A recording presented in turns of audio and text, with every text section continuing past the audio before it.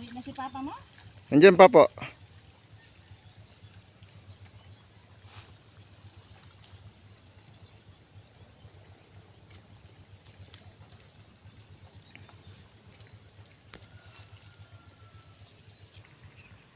Makapagkalita naman.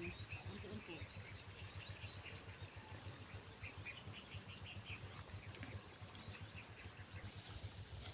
Ano yan ito sa bukid? Nasanay ka na.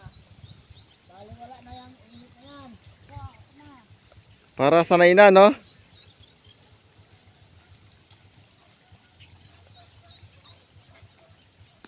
June 22, Martes.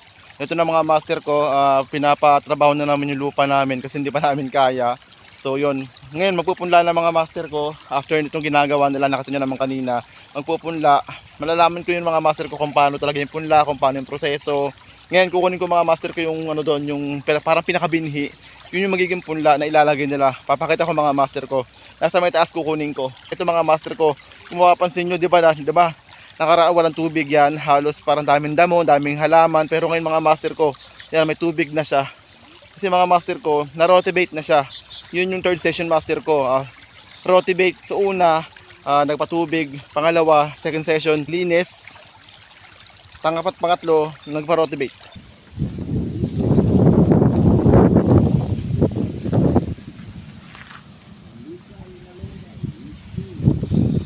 Ito mga master ko.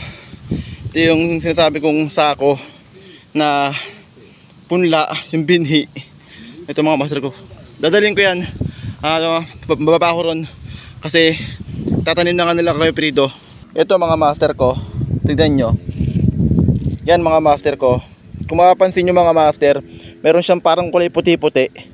Yan kasi master, umusbong na yan mga master ko. So binabad ni mama yan ng 2 araw sa tubig para ang purpose lumabas yung puti-puti na yun mga master. Kailangan nyo lumabas para bago siya itanim, bago siya ipunla, bago siya maging punla mga master. Yan, papakita ko yung mga master. Ito yung magiging kulay green after ng 10 days, 20 days. Papakita ko yung mga master ko. So yun mga master ko, itong pinakita ko mga master ko na parang may kulay puti na parang umusbong, yun yung magiging pala, yun yung magiging punla. Tapos after 20 days yun mga master ko, itatanim na yun.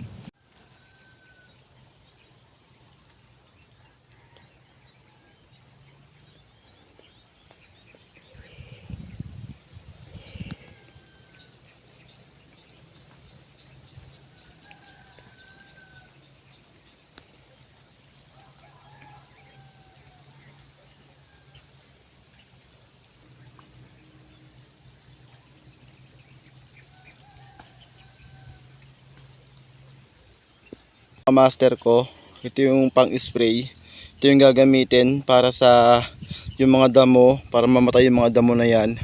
Bali 50 mga master ko yung isang ganito. So baka makaubos to ng 4 na ganito, bali 200 ang babayaran namin. Maganda to mga master ko, kailangan daw makapag-provide kami ng ganyan.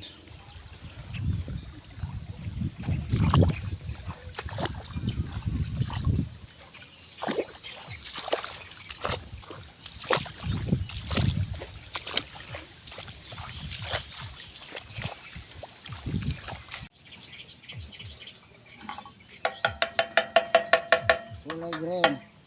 Blue. Kulay green? Kulay blue. Kulay blue. Bago to kayong ano to eh. Para saan yung kay Prido? Ha? Para saan po yan? Sa ano? Sa damo. Sa damo. I-sprayan para mamatay po yun? Oo. Ayan mga master ko. Yan yung gagamitin ni Kuya Prido para i-sprayan yung mga damo na yun para mamatay. Kailangan siya patayin kasi kung imamawer mo siya, mahabang oras tsaka sayang sa gasolina.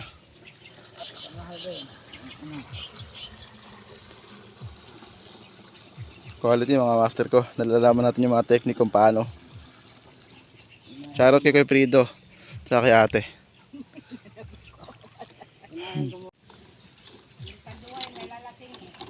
Kaya nga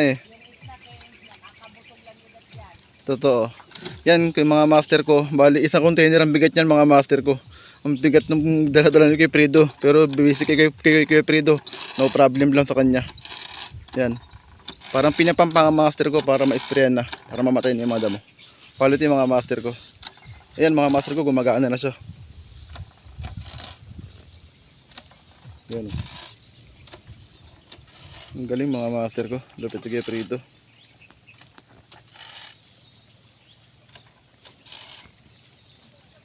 Time check tayo, 8:45 pero grabe na init mga master ko.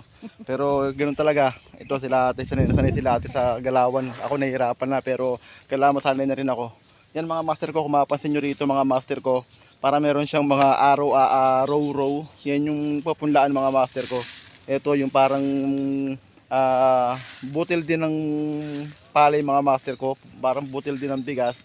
So yun yung ilalagay dyan para maging punla. Tapos after 18 days magiging bigas na siya. Pero matagal naman mga master ko, 3 months pa bago mangyayari yun. So ito na mga master ko, ilalagay na natin ron sa anuhan niya kanina, punlaan. Ewan ko, pinagpunlaan ba yan? Ayan, pinagplat mga master ko. Na-rotivate na yan, tapos na-turtle na din. Tapos after nun, ito na yung pupunlaan na mga master ko. Gagamit na po ulit ng mud boat o yung turtle na sinasabi.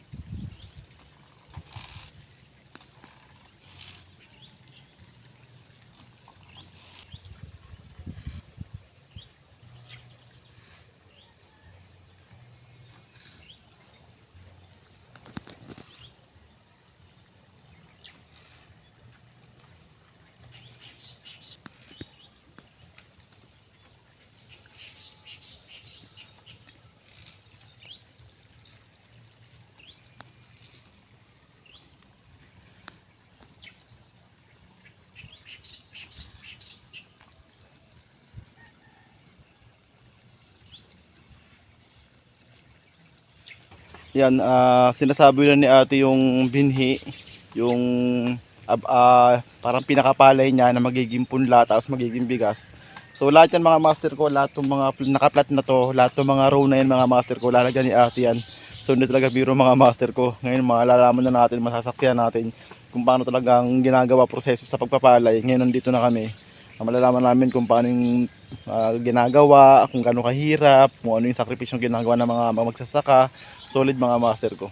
Ito mga master ko, bali ito mga master, 30 kilos lahat yan. 30 kilos yung binhi na yan na kaya ng lagyan itong 0.7 hectares namin na lupa. So lahat ito malalagyan na sa dami nitong 30 kilos. So dinamihan na ni Papa, although pwede yung 20 kilos pero ginawa niyang 30. So yan mga master ko, yung 0.7 hectares na yan mga master ko, yung tinuturo ko na yan. Yan, kakasya na yan dyan. Makakaani na siya ng 70 na sako kapag niloob ng Diyos na maganda yung ani mga master ko. Yan mga master ko. Yan mga master ko, kung mapapansin nyo, diba dati ang daming damo niyan, ang daming halaman. Ngayon na-rotivate na kasi mga master ko. Tapos nadaluyan na ng tubig, kaya yan, malinis siya tignan.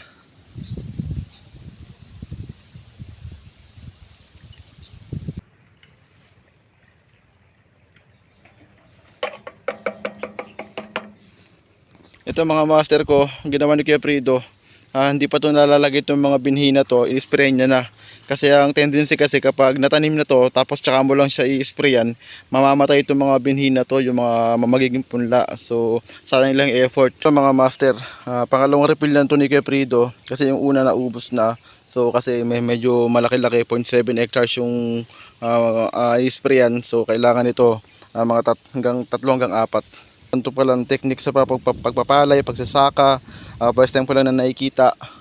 Solid mga master, saludo sa mga magsasaka sa atin, sa lahat.